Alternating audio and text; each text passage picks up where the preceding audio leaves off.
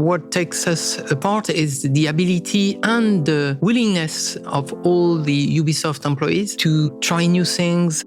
This energy, you don't see that everywhere. It's really something that is extremely strong at Ubisoft.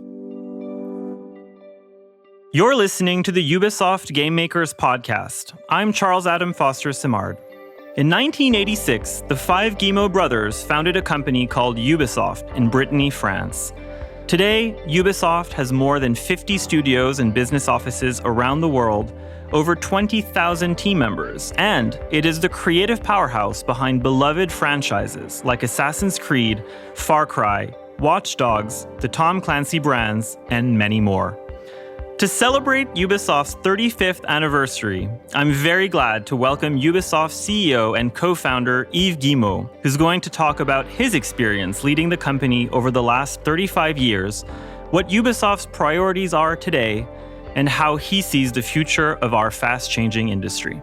Hello, Yves. Hello. Thank you for joining us today. I'm so happy to be with you today. Well, it's a pleasure to have you. I'm interviewing you today for Ubisoft's 35th anniversary. So I just wanted to ask you first, how are you feeling today on this pretty momentous occasion for the company?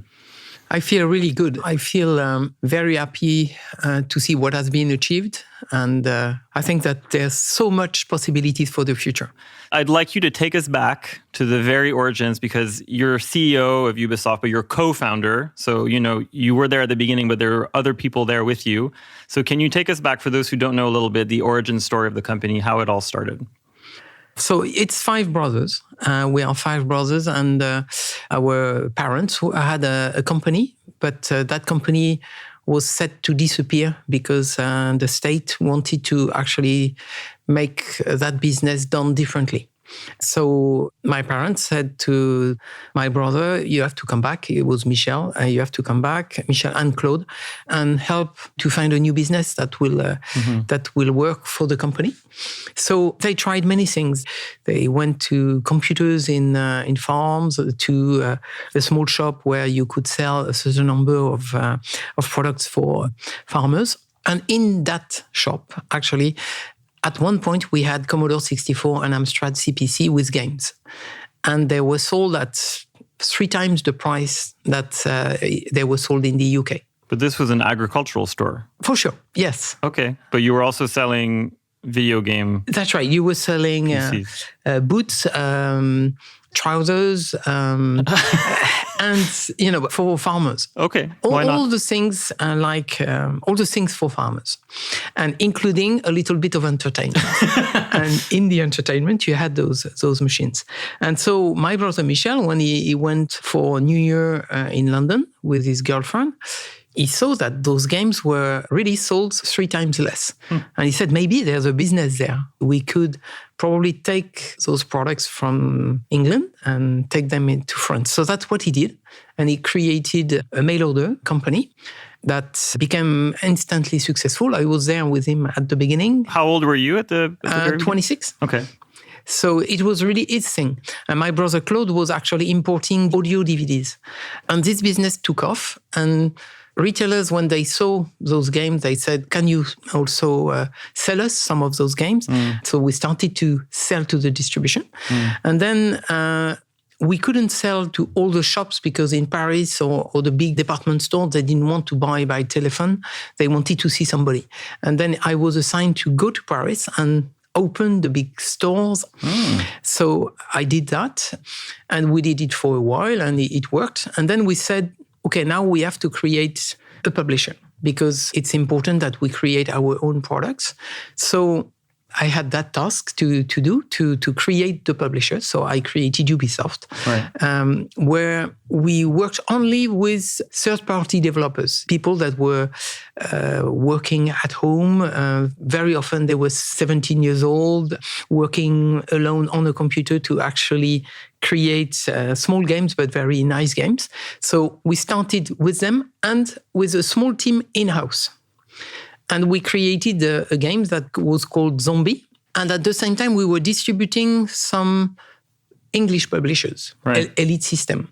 And the Elite System business was actually financing the investment we were putting in creating games.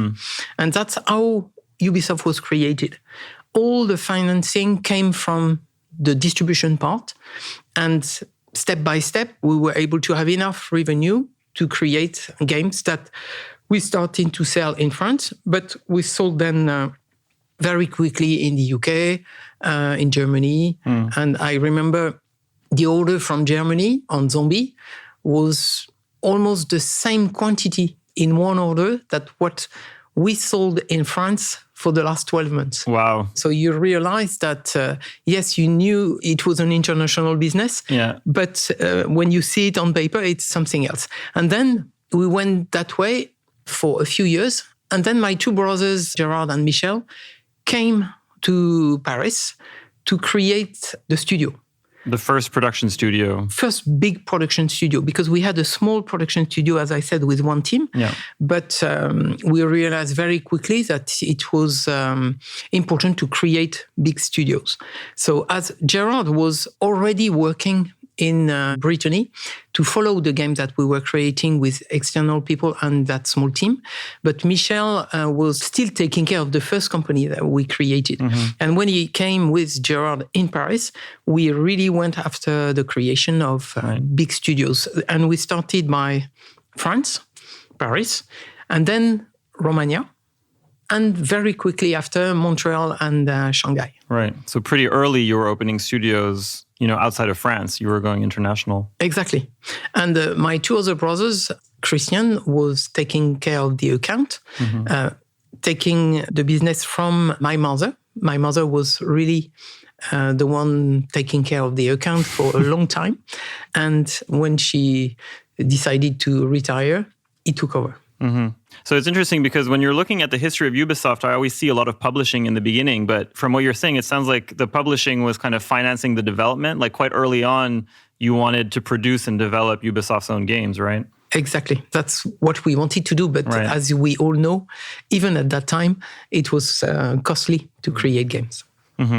Now, I want to ask you a sort of personal question because I think not many people in the world are in your position of having co-founded a company, 35 years ago and see it now include more than 20,000 team members and studios all around the world. And I'm wondering if that experience has taught you anything, if you have any lessons from those 35 years at Ubisoft that you're bringing forward with you in the future? Oh, for sure, there are many lessons. The most important thing is to remember is it's really a group achievement because we were hand in hand in creating those fantastic games, those great experiences. The main lesson is really work together, have fun together, so you can create a lot more together. Now, you mentioned creation, and I mean, of course, Ubisoft has created its fair share of games and franchises and brands throughout those 35 years. And we're in a kind of tricky industry because things are moving always super fast, and I think that's always been the case, right? And that's why we are so passionate by this industry, because the things are not set for the long term. You have, changes in technology that are, changing, redistributing the cards to different players. So it's really something that helps new ones like us. We were a challenger, we are still a challenger, and this challenger was able to use those new tech revolutions, new machines, all the events in the industry to create brands, enter some markets. And in that kind of fast-changing pace, how do you know when you're following a trend, when something is just a trend, and when something is like truly a revolution that you can really follow and capitalize on and become a leader in? So first, there's one element to consider is all those new tech are not successful. So you have to be careful and choose from the new trends, the new revolutions, because they are not all going to happen full speed. Some will happen over time, and it's good not to be too early in some cases, because when you go too early, you can be tired when it actually takes off. But it's in trying. You try, you see how it goes, and you actually accelerate or decelerate depending how it's received by players. And so today, I mean, I'm sure there's a lot of research and development happening, and of course, there's some things that you can't talk about. But what are some of the new techs, the new innovations that you have your eyes on, that you're kind of really following and interested in for the future? There are really two things that are major and will transform the industry a lot. It's cloud. And with cloud, there's more AI. As you have more machine power, we will be able to create universes that will be fantastic, in which the world will react to you a lot more than it does today. And you will be able to be with other people big time, creating things, building, being your own stuff that you will be able also to own, which is a new trend as well. And the second thing is VR. VR is at the beginning.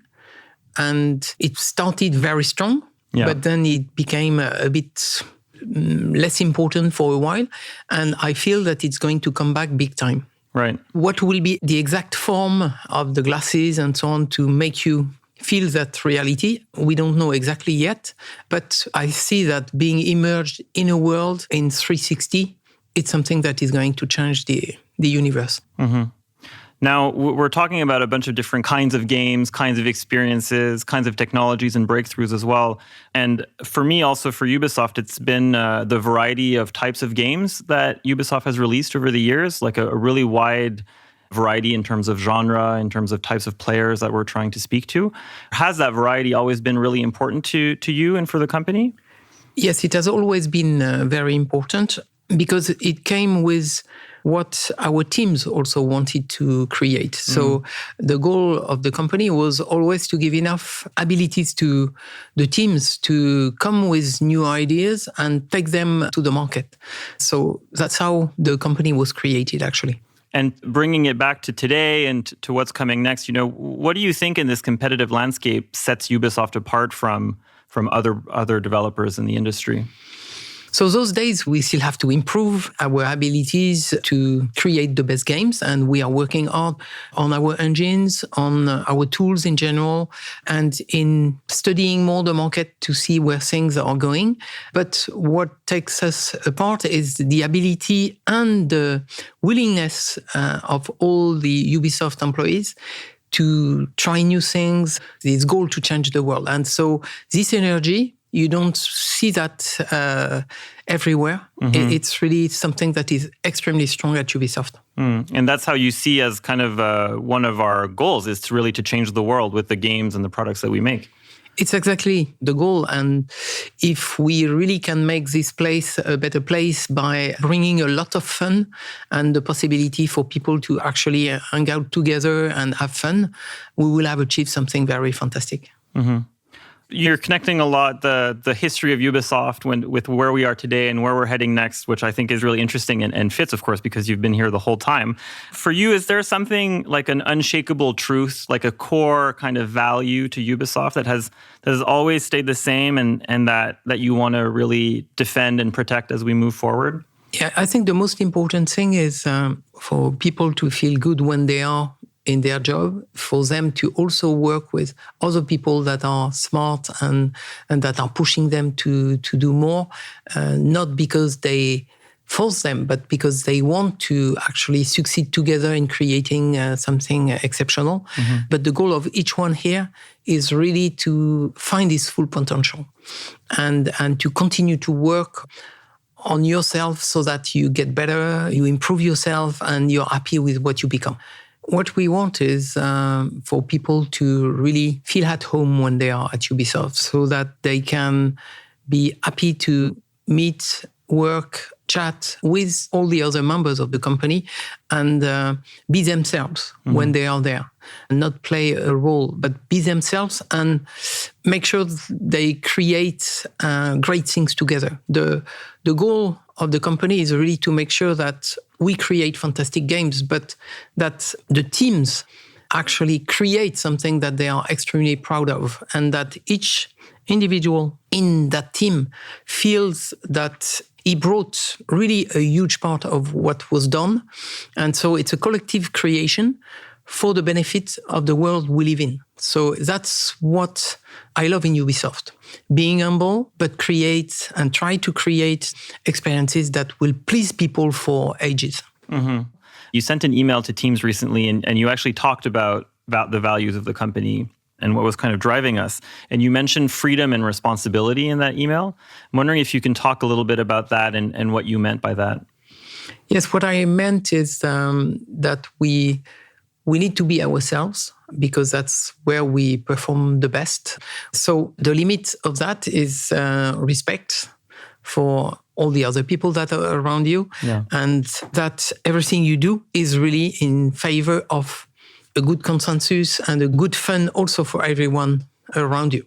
So the responsibility is to make sure that when you do things, you really respect others, and you not only respect, you work with them and you make sure that it is a collective achievement. So it's not yourself, it's not you alone, it's really a group creating things, achieving results. Collective effort. Yes. And finally, Yves, I wonder if you can share a little funny story or an anecdote, maybe something that you haven't shared before. It's a little bit of a legend in the building. We're all now sharing the same building at HQ. Yes. And some interns sometimes see you in the elevator. Yeah, we all have a mask now, so it's different than what it was. But I asked the person who was in the elevator, what do you do? In which service are you? And the person told me. And then the answer was also, and you, what do you do in the company? And then my answer was, I am the boss. But it was funny to see that somebody coming in the company wouldn't know who I was actually. You're not as famous as you thought, maybe. I didn't expect everybody to know who I was. It's just I was surprised by what happened. Well, thank you very much for all these insightful answers, Yves. You're welcome. Thank you. Thanks for joining us. Ubisoft is celebrating its 35th anniversary with free content for players until December 19th, including rewards, sales, and giveaways. Visit Ubisoft.com to open your gifts and find out what's coming next. This episode of Game Makers was produced and edited by the team at Engel. I'm Charles Adam Foster Simard from Ubisoft. Transcripts of our episodes are available on Ubisoft News. For more from Game Makers, remember to subscribe wherever you get your podcasts. Thanks for listening.